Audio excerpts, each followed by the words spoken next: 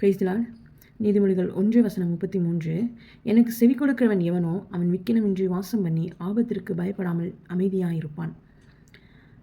தேவனுடைய வார்த்தைக்கு நம்ம செவி கொடுத்து நடக்கும் பொழுது எந்த ஒரு காரியத்திற்கும் நம்ம பயப்பட மாட்டோம். நம்மளுடைய பாதையில் எது நம்ம சேதப்படுத்துறதுக்கு வந்தாலுமே நம்ம பயப்பட மாட்டோம். நீங்கள் இந்த அதிகாரத்தில் நீதிமொழிகள் 1:1 வாசிக்கும் பொழுது அதில் எல்லாமே ஒரு அட்வைஸ் தான் இருக்கும். அவருடைய ஆலோசனை கேட்கணும், அவருடைய பாதையில் நடக்கணும், அவருடைய கடிந்து கொள்ளுதலுக்கு திரும்பணும், ஞானத்தை பெற்றுக்கொள்ளணும், தேவனை தேடணும், பாவ வழியை விட்டு நம்ம விலகணும், எந்த ஒரு பாவத்திலும் விழுந்துடக்கூடாது. இப்படிப்பட்ட ஆலோசனைகளை தான் தேவன் முன்னாடி வைக்கிறாரு. அப்போ தேவனுக்கு செவி கொடுக்கறது அப்படின்னா தேவனுடைய வார்த்தைக்கு செவி கொடுக்கறது, அவருடைய ஆலோசனைக்கு செவி கொடுக்கறது.